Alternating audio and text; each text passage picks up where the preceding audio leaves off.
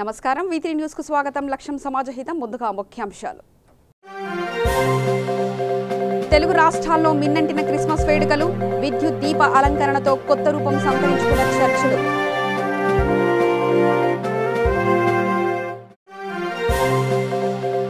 ఖమ్మం జిల్లా కొమ్మగూడెంలో ద్విచక్ర వాహనాన్ని ఢీకొట్టిన ఆర్టీసీ బస్, ఒకరి మృతి, మరొకరికి తీవ్ర గాయాలు, ఆసుపత్రికి తరలింపు.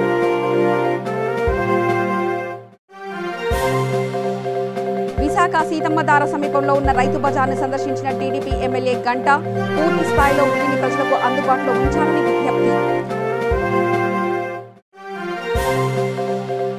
మినీ సదర్ మార్కెట్ను పరిశీలించిన సీఎం ప్రత్యేక అధికారి స్మితా సబర్వాల్, భూములు కోల్పోయిన రైతులకు డబ్బులు చెల్లించి పనులు ప్రారంభించాలన్న రైతులు. ఇక వార్తల్లోకి వెళ్తే, తెలుగు రాష్ట్రాల్లో క్రిస్మస్ వేడుకలు ప్రారంభమయ్యాయి. క్రిస్మస్ కేకులు, క్రిస్మస్ చెట్లు, దీపాలంకరణలతో దుకాణాలన్నీ కలకలాడుతున్నాయి. క్రిస్మస్ అనగానే గుర్తుకొచ్చే శాంతాక్లాస్ దుస్తుల్లోనూ, క్రిస్మస్ చెట్ల దుస్తుల్లోనూ నవజాత శిశువులు దర్శనమిస్తూ అందరినీ అలరిస్తున్నారు. క్రిస్మస్ ట్రీ దుస్తులు శాంతాక్లాస్ దుస్తుల్లో చిన్నారులకు విశేషంగా ఆకర్షిస్తుంది. చూడముచ్చట గొలిపే వేడుకలను నిర్వహించేందుకు తెలుగు ప్రజలు సిద్ధమయ్యారు. ప్రపంచవ్యాప్తంగా క్రిస్మస్ వేడుకలు అంబరానంటాయి. యేసుక్రీస్తు పుట్టుక మహిమను తెలియజేసే రీతిలో ప్రపంచవ్యాప్తంగా గల క్రైస్తవులు పండుగ చేసుకునేందుకు వారి వారి పనుల్లో నిమగ్నమయ్యారు. దీంతో ప్రపంచవ్యాప్తంగా క్రిస్మస్ సందడి నెలకొంది. ప్రధాన నగరాలకు పండుగ శోభ సంతరించుకుంది. ఇక శాంతాక్లాస్ హంగామా మామూలుగా లేదు. చర్చిలు కొత్త రూపును సంతరించుకున్నాయి. విద్యుత్ దీపాలతో వెలుగులు విరజింపుతున్నాయి.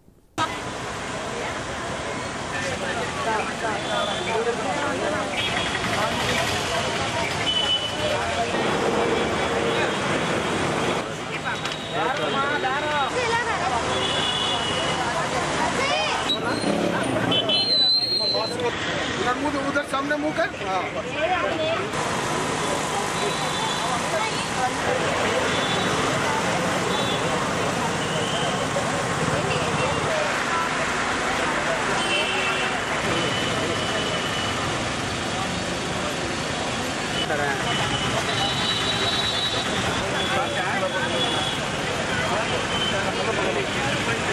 जिंगल बेल जिंगल आनो आनो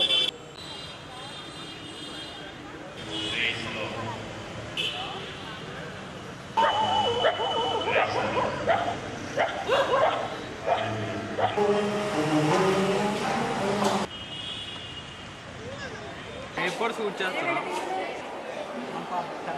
టీవీలో వస్తుంది.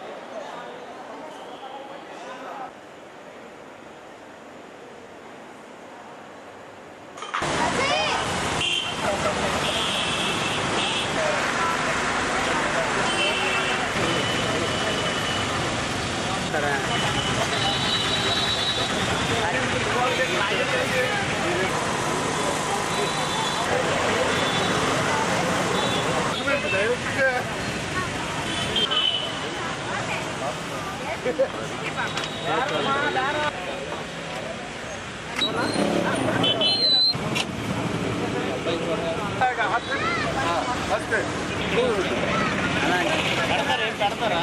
అది పెట్టండి.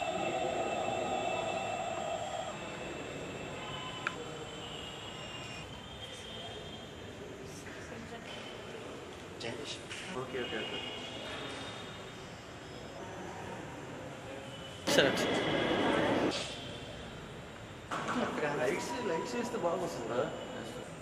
ఇక్కడ పెట్టేది మెయిన్.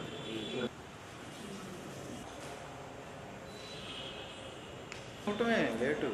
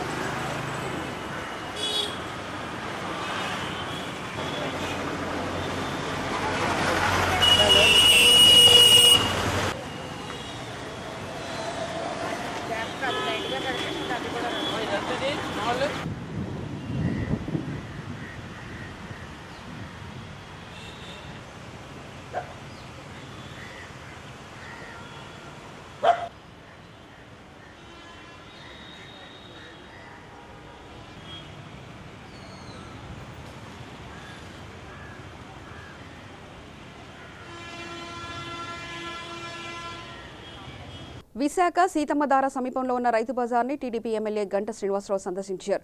ఉల్లి సమస్యలను ప్రజలను అడిగి తెలుసుకున్నారు. రాయితీ రూపంలో ప్రజలకు అందుతున్న ఉల్లిని పరిశీలించి ఆయన ప్రజలకు ఇబ్బంది లేకుండా ప్రభుత్వం చూడాల్సిన బాధ్యత ఉందని చెప్పారు. పూర్తి స్థాయిలో ప్రజలకు అందుబాటులో ఉంచాలని విజ్ఞప్తి చేశారు. 4 రోజులకు ఒకసారి ఉల్లిని అందిస్తున్నారని, నాణ్యమైన ఉల్లిని ప్రజలకు అందించాలని ఆయన కోరారు.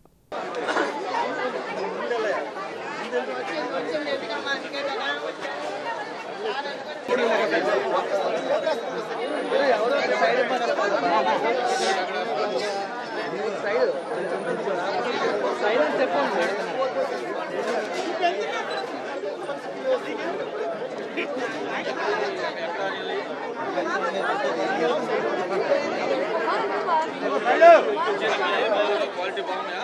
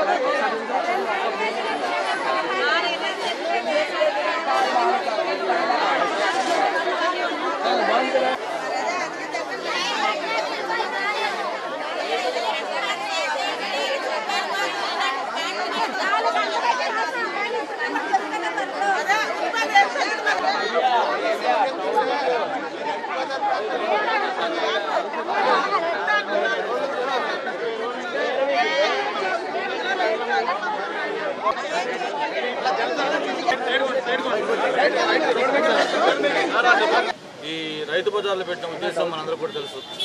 ఒకప్పుడు ఈ దళారులు మధ్యవర్తులు లేకుండా ఎవరైతే పంట పండించే రైతులు ఉంటారో వాళ్ళు నేరుగా మార్కెట్లోకి వచ్చి వాళ్ళ ఉత్పత్తులు అమ్ముకునే విధంగా, అలాగే కస్టమర్స్ కూడా సరసమైన ధరలకి, అలాగే తాజాగా ఈ కూరగాయలు కానీ, లేకపోతే మిగతా ఆకుకూరలు కానీ, లేకపోతే పళ్ళు కానీ ఇవన్నీ కూడా దొరికే విధంగా ఉండటం కోసం రాష్ట్రంలో రైతు బజార్లు ఒక వినూత్న ఆలోచనతో స్టార్ట్ చేయడం జరిగింది. మరి గత కొద్ది రోజులుగా తీవ్రమైన ఇబ్బందులు పడ్డప్పటికీ కేంద్ర ప్రభుత్వం కూడా జోక్యం చేసుకుని ఈజిప్ట్ నుంచి కూడా ఉల్లిపాయలు తెచ్చారని చెప్పి చెప్పడం జరిగింది. ఈరోజు ఫస్ట్ టైం మార్కెట్లోకి ఆ ఉల్లిపాయలు కూడా రావడం జరిగింది. అయితే ఏదైతే ప్రజలతో మాట్లాడుతుంటే వాళ్ళు చెప్తున్న దాంట్లో ఏంటంటే, సార్ మాకు 4 డేస్కి ఒకసారి ఇస్తామని చెప్పారు, 1 కిలో లెక్కన ఇస్తామన్నారు. దాని బదులు ఆ 2 కిలోస్ ఇస్తే మేము ఒకేసారి కిలో వండి తీసుకున్నందుకు కొద్ది రోజులు రాకుండా ఉన్నప్పుడు సరిపోతుందని చెప్పని అదొకటి చెప్తా ఉన్నారు. దాంతోపాటు ప్రధానంగా వాళ్ళు స్కూలుకి పిల్లల్ని రెడీ చేసి పంపించాల్సిన తల్లులు కానీ, లేకపోతే ఆఫీసులకు వెళ్ళాల్సిన మగవాళ్ళు కానీ వాళ్ళందరూ కూడా చెప్పేది ఏంటంటే, ఈరోజు ప్రభుత్వం ఎలాగూ కూడా ఈ డిస్ట్రిబ్యూషన్ వ్యవస్థ రేషన్ కార్డుల ద్వారానో లేకపోతే వాలంటీర్స్ ద్వారానో నేరుగా మాకు ఎంతైతే ఇస్తా ఉన్నారో, కిలో ఇస్తా ఉన్నారో లేకపోతే 2 కిలో ఇస్తారో అవి మాకు నేరుగా పంపిణీ చేస్తే ఈ క్యూల్లో ఉండే బాధలు మాకు తప్పుతాయని చెప్పి కూడా చెప్పడం జరిగింది. అలాగే వాటిలో 1 కిలో అంటే 4 ఉల్లిపాయలు వస్తూ ఉన్నాయి. అవి దాదాపు ఈ సైజు ఉల్లిపాయలు వస్తూ ఉన్నాయి. అందులో కొన్ని పాడై కూడా పోతూ ఉన్నాయి. ఒక పాడైన ఉల్లిపాయ వస్తే దాదాపు 1/4 కిలో ఉల్లిపాయలు పోయినట్లకి అవి కూడా మాకు తీయకుండా ఇస్తున్నారని చెప్పి చెప్పడం జరిగింది. ఇప్పుడే నేను రైతు బజార్ మేనేజర్ ప్రసాద్తో కూడా చెప్పి ఏదైతే ఆ పాడైపోయి ఉన్నాయో ఆ ఉల్లిపాయలను కూడా తీసేసేసి మంచి ఉల్లిపాయలు మాత్రమే, అది కూడా పెద్దవి చిన్నవి కలిపి వాళ్ళకి మొత్తం ఇవ్వమని చెప్పి కూడా చెప్పడం జరిగింది. ఆ విధంగా చేయడానికి చూస్తున్నారు. దాంతోపాటు జిల్లా కలెక్టర్ గారితో కూడా మాట్లాడి ఏదైతే పబ్లిక్ వాళ్ళు కోరుతా ఉన్నారో 2 కిలోలు ఇచ్చేదానికి ఒకటి, అలాగే వీలైతే ఇంకా ఏమైనా కౌంటర్స్ పెంచి లేదు నేరుగా రేషన్ షాపుల ద్వారానో లేకపోతే ఈ వాలంటీర్స్ ద్వారానో వాళ్ళకి పంపిణీ చేసే విధంగా ఏర్పాటు చేస్తే ఈ ఫీల్డ్లో గంటల తరబడి ఉండే ఇబ్బంది ఉండదని చెప్పి కూడా అనుకుంటా ఉన్నారు. కలెక్టర్ గారితో మాట్లాడి ఆ ఏర్పాటు కూడా చేయడం జరుగుతుంది. అంతేకాకుండా మొన్న కలెక్టర్ గారితో మాట్లాడినప్పుడు ఈ వికలాంగులకి అలాగే వృద్ధులకి సపరేట్ కౌంటర్ కూడా పెడితే బాగుంటుందని చెప్పి కూడా ఆ రోజు అనుకోవడం జరిగింది. దాని ఏర్పాటు కూడా చేస్తామని చెప్పి కూడా తెలియజేసుకుంటూ, మరి నర్సన్ నగర్ రైతు బజార్లో మొత్తం 152 స్టాల్స్ ఉన్నాయి. అందులో 109 రైతులకు నేరుగా అలాట్ చేసిన స్టాల్స్, ఒక కమర్షియల్గా సూపర్ బజార్ కానీ, జీసీసీ కానీ, పిఎస్సిఎస్ కానీ, లేకపోతే డ్వాక్రా గ్రూప్స్ కానీ ఇవన్నీ కలిపి ఒక 43 ఇచ్చారు. అలాగే రైతులకి ఐడెంటిఫై చేసిన కార్డ్స్ ఇచ్చి 195 ఉన్నాయి. మొత్తం 4000 నుంచి 5000 మంది ఎవ్రీడే ఈ రైతు బజార్కి పాలు ఉంటుందని చెప్పిన కూడా అధికారులు చెప్పడం జరిగింది. 1,07,000 ఇన్కమ్ వస్తుందని చెప్పి ఒక రోజుకి 15 నుంచి 20 లక్షలు టర్న్ ఓవర్ ఇదవుతుంది. ఈ ఉల్లిపాయలు ఇట్లకు సంబంధించి చూస్తే 40 క్వింటాల్స్ రిక్వైర్మెంట్ ఉందని చెప్పి 15 క్వింటాలు ఏదైతే షార్టేజ్ ఉందో దానికోసం అని చెప్పి మొత్తం అంతా ఈ తోపులాట లేకపోతే ఈ క్యూలు ఉండే ఇది కూడా ఉంది. ఒకసారి టోటల్ అరైవల్స్ చూస్తే దాదాపు 500 క్వింటాలు ఈ రైతు బజార్లో మొత్తం అన్ని రకాల వెజిటబుల్స్ కానీ లేకపోతే ఏదైనా కూడా వస్తున్నట్టు చెప్పడం జరిగింది. మనకి విశాఖపట్నంలో ఉన్న వాటిల్లో సీతమ్మ ధర, ఎంఈపీ కాలనీ, అలాగే నరసింహ నగర్ ఇవన్నీ కూడా ఇంపార్టెంట్ రైతు బజార్లు. మరి వేలాది మంది వచ్చే రైతు బజార్ కాబట్టి నేను ప్రసాద్కి వాళ్ళ టీంకి అలాగే జిల్లా కలెక్టర్తో కూడా మాట్లాడి ఈ ఆనియన్స్ ఏదైతే ఇప్పుడు ఎక్కువ సమస్యగా ఉందో దాని మీద తగిన చర్యలు తీసుకోమని చెప్పిన కూడా చెప్పడం జరుగుతుంది. ఖమ్మం జిల్లా కారేపల్లి మండలంలో ఘోర రోడ్డు ప్రమాదం చోటు చేసుకుంది. కొమ్మగూడెం స్టేజ్ వద్ద ద్విచక్ర వాహనాన్ని ఆర్టీసీ బస్సు ఢీకొనగా ఒకరు అక్కడికక్కడికే మృతి చెందారు. మరొకరి పరిస్థితి విషమంగా ఉండడంతో ఆసుపత్రికి తరలించారు. క్షతగాత్రులు పూనం సమ్మయ్య, కోరం సత్యంగా గుర్తించారు పోలీసులు. ఎస్ఐ పొదిలి వెంకన్న కేసు నమోదు చేసుకుని దర్యాప్తు చేస్తున్నారు.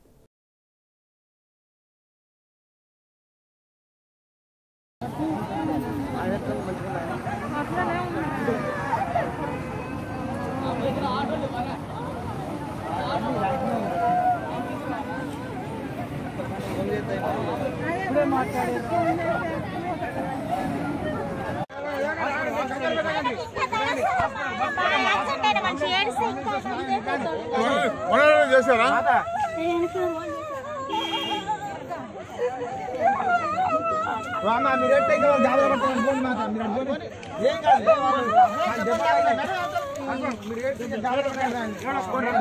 నిర్మల్ జిల్లాలోని మామడ మండలం పుల్కల్ గ్రామంలో మినీ సదర్ మార్కెట్ను సీఎం ప్రత్యేక అధికారి స్మితా సబర్వాల్ పరిశీలించారు.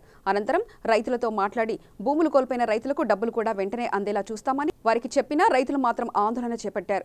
భూములు కోల్పోయిన రైతులకు డబ్బులు చెల్లించి అప్పుడే పనులు ప్రారంభించాలని డిమాండ్ చేశారు. ఈ కార్యక్రమంలో మంత్రి ఆల్లుల ఇంద్రకరణ్ రెడ్డి, టీఆర్ఎస్ కార్యకర్తలు, గ్రామ పెద్దలు భారీగా పాల్గొన్నారు.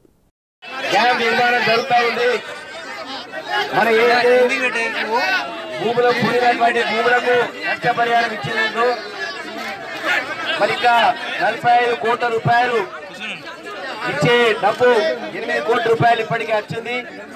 ఇంకా దాదాపు మనకు 35 రావడం జరిగింది.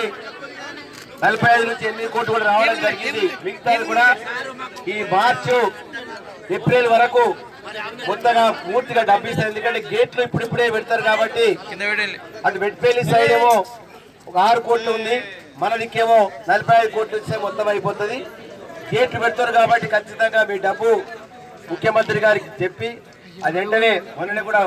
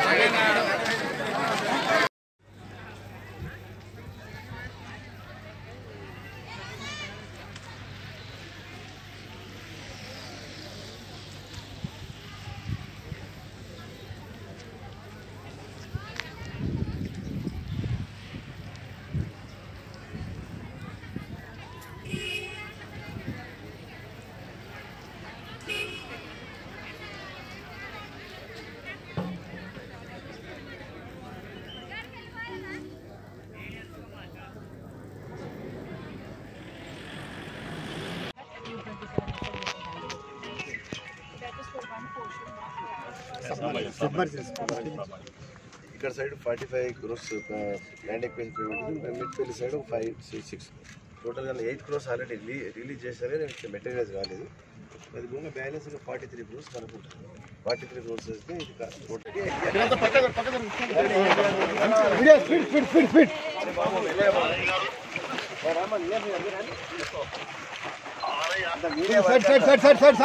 మీడియా ప్లీజ్ సైడ్ ప్లీజ్ ఇబ్బంది కొద్దిగా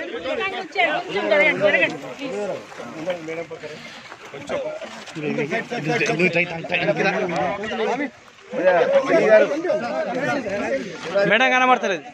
మేడం గారు, madam front.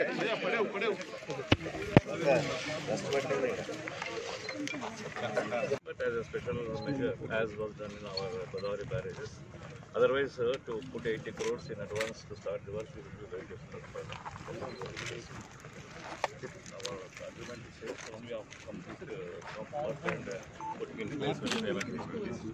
That will become very tough. They are requesting for interim payment as soon as they get material to the site, for interim payment. Sangareddy జిల్లా జోగిపేట ఎక్సైజ్ కార్యాలయంలో CPI party Sangareddy జిల్లా council సభ్యుడు అజ్జగల్ల నరసింహులు వినతి పత్రం అందజేశారు. అనంతరం ఆయన మాట్లాడుతూ గ్రామంలో విచ్చలవిడిగా బెల్ట్ షాపులు కొనసాగడం వల్ల మహిళలు తీవ్ర ఇబ్బందులు గురవుతున్నారని, బెల్ట్ షాపులను వెంటనే రద్దు చేయాలని ప్రభుత్వాన్ని డిమాండ్ చేశారు. ముఖ్యంగా ఈరోజు తెలంగాణ ప్రాంతంలోని మద్యం మత్తులోనే ఇప్పటికీ ఎన్నో హత్యలు చేశారు. అంటే ఈరోజు మద్యం తాగి అది దిశ కానీ ప్రియాంక రెడ్డి కానీ ఇలాంటి చాలా కేసులు కూడా నమోదైనవి. చాలామంది కూడా ఆత్మహత్య చేసి వారిపైన కిరోసిన్ కానీ పెట్రోల్ కానీ పోసి వాళ్ళు మద్యం మత్తులో ఏం చేస్తున్నారో తెలియని పరిస్థితిలో ఉంది. ఈరోజు ప్రభుత్వము మహిళలకు రక్షణ కల్పిస్తామని చెప్పి మహిళలకే రక్షణ లేని పరిస్థితిలో ఉంది. కాబట్టి ఇలాంటి రక్షణ లేకుండా పోతే తెలంగాణ రాష్ట్రంలోని మహిళలకు రక్షణ లేకుండా పోయింది. కాబట్టి వెంటనే ప్రభుత్వము చర్యలు తీసుకొని గ్రామాల్లో కొనసాగుతున్న బెల్ట్ షాపులపైన కఠిన చర్యలు తీసుకొని ఎవరైతే బెల్ట్ షాపులు కొనసాగిస్తారో వారిపైన వెంటనే చట్టప్రకారమైన కేసులు నమోదు చేయాలని చెప్పి సిపిఐ పార్టీ మేము డిమాండ్ చేస్తున్నాం. అదేవిధంగా ఈరోజు టీఆర్ఎస్ ప్రభుత్వం ఆదాయం తాగు ఊగు అనే విధంగా కొనసాగుతుంది. అంటే టీఆర్ఎస్ ప్రభుత్వము తెలంగాణ రాష్ట్రంలోని 15-20 రోజులు అవుతున్నాయి ఇప్పటికీ హత్యలు జరగబట్టి. ఇలాంటి హత్యలు జరుగుతున్నా కూడా రేట్లు పెంచుతూ మరీ మద్యాన్ని బెల్ట్ షాపులను కూడా కొనసాగించడం ఇది ఎంతవరకు సమాజం అని చెప్పి ఈరోజు మేము హెచ్చరిక జారీ చేస్తున్నాం.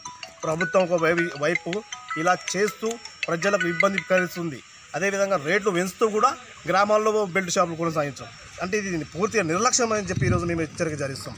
అంటే ఎంత రేటు పెంచినా మద్యం తాగుతారని చెప్పే విధంగానే కొనసాగిస్తున్నారు. అంటే ఇలా కొనసాగించడం వల్లనే ఎంతోమంది పేదోళ్ళు ఈరోజు వారి ప్రాణాలకు ముప్పు వచ్చే అంటే ప్రాణాలు పోయిన ఘనత ఉంది. ఇప్పుడు చాలామంది కూడా చనిపోయిన వాళ్ళు కూడా పేదవాళ్ళు చాలామంది ఉన్నారు.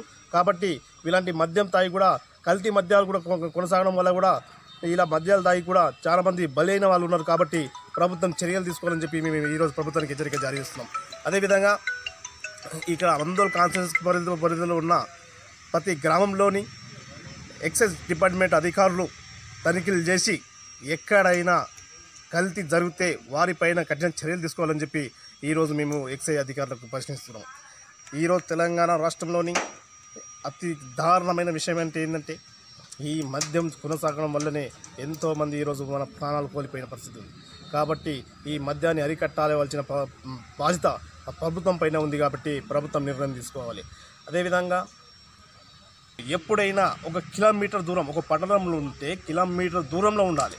కానీ జోగిపేట పట్టణంలోనే బస్ స్టాప్ పక్కనే ఒక బెల్ట్ షాప్ ఉంది. అంటే వైన్స్ పర్మిషన్, అదే బస్ స్టాండ్ ఇవతల ఇంకోటి. అంటే ఈ విధంగా అంటే ఇప్పుడు గ్రామాల్లో పట్టణాల్లో మద్యం తాగి మగ పురుషులు ఖరాబు చేసి ఇలా చంపుతున్నారు ప్రభుత్వాలు అంటున్నాయి. మద్యాన్ని బస్ స్టాండ్ పక్కన ఎందుకు పెట్టడం, మద్యము స్కూళ్ళ పక్కన ఉండడం, గుడిల పక్కన ఉండడం ఇది ఎంతవరకు సమాజం కాదు. ఇది ప్రభుత్వమే చెప్పింది 1 కిలోమీటర్ తర్వాత దూరంలో ఉండాలి మద్యం షాపులు. ఎక్కడున్నాయి కిలోమీటర్ దూరంలో? మెయిన్ రోడ్ల పైన పర్మిషన్లు ఇవ్వడం. మొన్న హైదరాబాద్లో హత్య జరిగిన విషయం జరగాలి కూడా అది మరి బ్లాక్ టవర్ మెయిన్ రోడ్డు మీ పైననే. ఇలా అన్ని సంఘటనలు కూడా రోడ్డు పైననే లైసెన్సులు ఇవ్వడం, అడ్డగోళంగా అమ్ముకోమని చెప్పడం ఇదే కదా ప్రభుత్వం ఇచ్చింది. ఇది ఎంతవరకు కరెక్ట్ అండి? ఇది కరెక్ట్ కాదు. వెంటనే ప్రభుత్వము రోడ్లపైన పర్మిషన్ ఇవ్వద్దు మద్యం షాపులకు. మద్యం షాపులు రోడ్లపైన ఉన్న మద్యం షాపులను వెంటనే తీసివేయాలని చెప్పి సిపిఐ పార్టీ మేము హెచ్చరిక జారీ చేస్తున్నాం. లేని పక్షాన మహిళల పక్షాన మేము నిలబడి ప్రతి గ్రామం తిరిగి మద్యం బెల్ట్ షాపులు ఎక్కడ కొనసాగితే అక్కడ మేము తనిఖీలు చేసి వారిపైన ప్రభుత్వం ఏ ప్రకారం శిక్షిస్తుందో వారికి ప్రభుత్వం పట్టుకొచ్చి మరి ఎక్సైజ్ అధికారులకు పిలిపించి మరి అక్కడ చూపించి అప్పుడు చెప్తాం మేము అండి. అప్పటి వరకు మేము ఈ ప్రభుత్వానికి మేము హెచ్చరిక జారీ చేస్తున్నాం. సూర్యాపేట జిల్లా తుంగతుర్తి మండలం తహసీల్దార్ కార్యాలయంలో రైతులు ఇబ్బందులు ఎదుర్కొంటున్నారు. ఇదేమిటని స్థానికులు రైతులను ప్రశ్నించగా గత 3 రోజులుగా ఆఫీసులో కరెంటు పోవడంతో ఒక పక్క సిబ్బంది మరో పక్క రైతులు ఇబ్బందులకు గురవుతున్నారని అన్నారు. కార్యాలయం వారు సుమారు 12,000 రూపాయల కరెంటు బిల్లు కట్టకపోవడంతో కరెంటు ఆగిపోయినట్లు సమాచారం. ఇప్పటికైనా జిల్లా కలెక్టర్ స్పందించి త్వరలో కరెంటు వచ్చే విధంగా చర్యలు తీసుకోవాలని రైతులు వేడుకుంటున్నారు. తుంగతుర్తి మండల కోఆర్డినేటర్ తన్నీరు వెంకన్నను ఈరోజు తుంగతుర్తి ఎంఆర్ఓ ఆఫీస్కు గత 14 రోజుల నుంచి కూడా కరెంటు కట్ చేసి 14 రోజులు గడుస్తున్న ప్రజాప్రతినిధులు కానీ అధికారులు కానీ స్పందించకపోవడం చాలా దుర్మార్గం. దీనికి విద్యార్థులు రైతులు చాలా అవసరాల కొద్దీ ఎంఆర్ఓ ఆఫీస్ చుట్టూ తిరిగిపోతున్నారు. ఎంఆర్ఓ ఆఫీసులో కూడా ఇప్పుడు ఎంఆర్ఓ గారు లేరు, డీటీ గారు కూడా లేరు, ఆర్ఐ లేరు, కంప్యూటర్ సెక్షన్ లేదు, విఆర్ఓ ఎవ్వరు కూడా సిబ్బంది ఎవరొక్కరు కూడా ఆఫీసులో లేరు. దీన్ని మనందరం ఖండించవలసిన విషయం. దీన్ని తక్షణమే స్పందించి అధికారులు కానీ ఎమ్మెల్యే గారు కానీ మంత్రివర్య కానీ కలెక్టర్ గారు కానీ ముఖ్యమంత్రి కానీ తక్షణమే స్పందించి దీనికి కరెంటు బిల్లు కట్టించి మాకు సరైన అధికారులు కూడా లేరు. వీరంతా ఏదో ఆర్డీఓ ఆఫీసులో ఆర్డీఓ ఆఫీసులో పనిచేస్తున్నారా, లేకపోతే వారి సొంత ఇళ్లలో ఉన్నారా, లేకపోతే కరెంట్ లేని వారి ఇళ్లలో గిట్ట ఉన్నారా, అది అంతా మాకేం తెలియదు. కాబట్టి ఇప్పటికైనా స్పందించి దీని అధికారులు వచ్చే విధంగా చేయకపోతే ఆమ్ ఆద్మీ పార్టీ ఎంతవరకైనా దీన్ని ఆఫీసు ముందు ధర్నా చేసి దీన్ని ఎంతవరకైనా మేము సాధిస్తామని మీ ముందు మనవి చేసుకుంటున్నాం. తుంగతుర్తి మండలంలోని విద్యార్థులు రైతులు వీరందరూ కూడా క్యాస్ట్ ఇన్కమ్ కోసం రైతు బంధు పట్టా పాస్ పుస్తకాల కోసం రైతులు పట్టా పాస్ పుస్తకాల కోసం చాలా అవస్థలు పడుతుండ్రు. రోజు కూడా 100 మంది వచ్చి తిరిగిపోతున్నారు. వీరు పని చేసుకుంటే వదిలిపెట్టి కూడా ఆఫీస్ చుట్టూ తిరిగిపోతారు.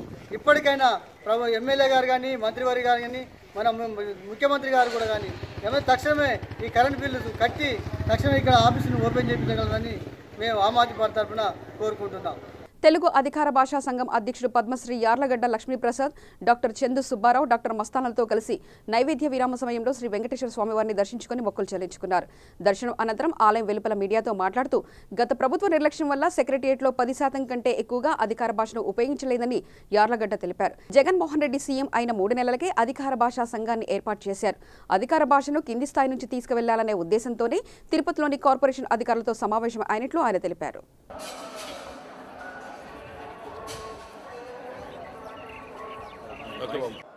అధికార భాషా సంఘం సభ్యులు డాక్టర్ చందు సుబ్బారావు, డాక్టర్ మస్తాన్ గారు అధికార భాషగా పాలనా భాషగా తెలుగును అమలు చేయటం విషయంలో సెక్రటేరియట్లో సచివాలయంలో ఇవాళ కేవలం 10% కంటే తెలుగులో ఏమీ జరగట్లేదు. దానికి కారణం ఏమిటంటే గత 5 సంవత్సరాలుగా పాత ప్రభుత్వం ఉన్నప్పుడు అధికార భాషా సంఘం అనేది లేదు, దాని కార్యాలయం లేదు, దాని పేపర్ లేదు, ఈ కాన్స్టిట్యూట్ జరగలేదు, రీకాన్స్టిట్యూట్. జగన్మోహన్ రెడ్డి గారు ముఖ్యమంత్రి అయిన తర్వాత 3వ నెలలోనే ఆయన అధికార భాషా సంఘాన్ని నియమించారు, తెలుగు అకాడమీని చేశారు.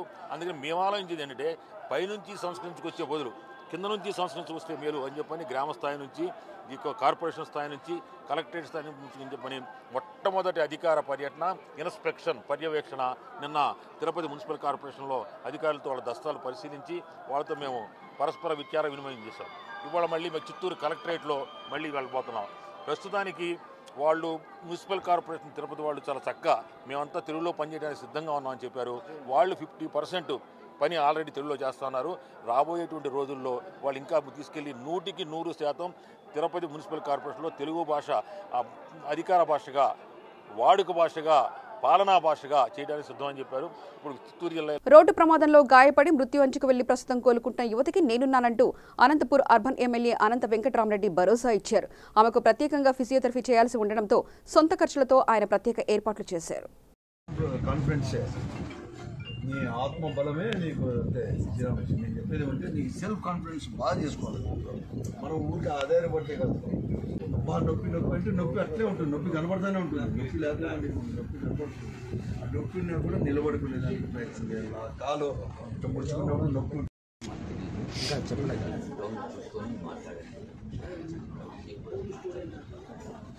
నీకు డాక్టర్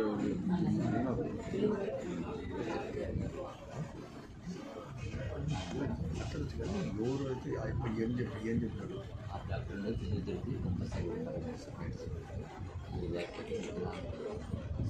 ఫిజియోథెరపీ చేయించుకోవడం నొప్పి ఉంటుంది. ఆ ఫిజియోథెరపీ నేను అభివృద్ధి వికేంద్రీకరణ ధ్యేయంగా సీఎం జగన్ పాలన కొనసాగిస్తున్నారని హోంమంత్రి సుచరిత అన్నారు. వెనుకబడిన ప్రాంతాల అభివృద్ధి ధ్యేయంగా సీఎం జగన్ ఎగ్జిక్యూటివ్ క్యాపిటల్ గా విశాఖకు ఎంపిక చేయడం జరుగుతుందని అన్నారు. అమరావతిలో జరగాల్సిన అభివృద్ధి కూడా జరుగుతుందని, రాష్ట్ర భవిష్యత్తు దృష్ట్యా 3 ప్రాంతాలకు కూడా అభివృద్ధి జరుగుతుందని ఆమె చెప్పారు.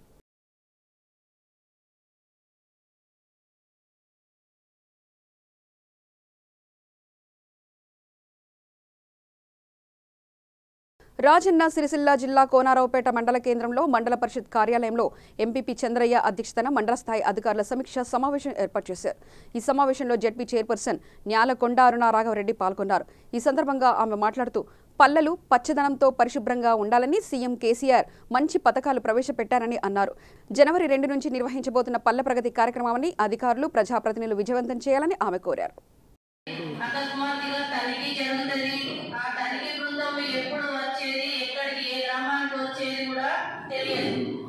దానికి తోడు మేము కూడా ఏ గ్రామాన్ని సందర్శిస్తామో జిల్లాలో ఎప్పుడు ఏ టైంలో ఎక్కడికి వస్తామో తెలియదు. అధికారులు కానీ ప్రజాప్రతినిధులు కానీ ఏ ఒక్కరి నిర్లక్ష్యం వహించకుండా 30 రోజుల ప్రణాళిక ప్రతి గ్రామం ముందుండి మా గ్రామం ముందుండాలని చేసినట్టు ఇప్పుడు మళ్ళీ ఎక్కడ చెత్త అక్కడనే ఉన్నది. 30 రోజుల ప్రణాళిక చేస్తే అలా పల్లె ప్రగతి కార్యక్రమం పెట్టుకుంటే ఏ గ్రామమైనా అధికారి కానీ, పంచాయతీ సెక్రటరీ కానీ, గ్రామ సర్పంచ్ కానీ, ఇక్కడ మన మండలానికి ఎంపీపీ గారు, ఎంపీడీఓ గారు అందరి సహకారంతో ఆ గ్రామాన్ని ముందుకు తీసుకుపోవడానికి ప్రయత్నిస్తామని తెలియజేస్తున్నా. 30 రోజుల ప్రణాళికలో మనకి ఏమేమి కార్యక్రమాలు పెట్టిందో మీకు తెలుసు. డంపింగ్ యార్డ్ కానీ, శ్మశాన వాటిక కానీ, ఈ ట్రాక్టర్లు కొనుగోలు, మన ఇంకుడు గుంటలు కానీ, కొంచెం ఇంకుడు గుంతలల్లో నిర్లక్ష్యం కనబడుతుంది. 30 రోజుల ప్రణాళిక ఎట్లా శ్రద్ధ తీసుకున్నామో ఇంకుడు గుంతలు అలాగనే సక్సెస్ చేయాలని కోరుకుంటున్నా. వాటి గురించి కూడా ప్రత్యేక చర్య తీసుకోవాలని అధికారులకు సూచనలు ఇవ్వడం జరుగుతుంది. దానికి తోడు ప్రజాప్రతినిధులు కూడా ఉంటారు, వారి బాధ్యత కూడా ఉంటుంది అని తెలియజేస్తున్నారు. ఈ పల్లె ప్రగతి కార్యక్రమాల్లో గ్రామంలో మన 30 రోజుల ప్రణాళికలో హరితహారం మొక్కలు నాటినాము. ఏ ఒక్క మొక్క పోకుండా వాటిని 100% బతికించుకునే బాధ్యత గ్రామ సర్పంచ్ గారిది. ఫీల్డ్ అసిస్టెంట్ వారు చెట్లకు నీరు పోయడానికి పెట్టుకొని వారి కూడా అందరూ బాధ్యత అవుతారని, ప్రతి ఒక్క మొక్క 100% బతకాలని చెప్తున్నారు మన గౌరవ ముఖ్యమంత్రి కేసీఆర్ గారు. పల్లె ప్రగతి, ఈ ప్రగతిలో వార్తలు ముగించే ముందు ప్రధానాంశాలు మరోసారి చూద్దాం. తెలుగు రాష్ట్రాల్లో మిన్నంటిన క్రిస్మస్ వేడుకలు, విద్యుత్ దీప అలంకరణతో కొత్త రూపం సంతరించుకున్న చర్చిలు.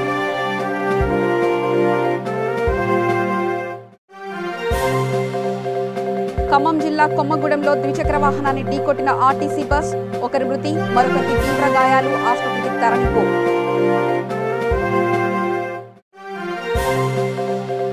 విశాఖ సీతమ్మధార సమీపంలో ఉన్న రైతు బజార్ను సందర్శించిన టీడీపీ ఎమ్మెల్యే గంట, పూర్తి స్థాయిలో ఉల్లిని ప్రజలకు అందుబాటులో ఉంచాలని విజ్ఞప్తి.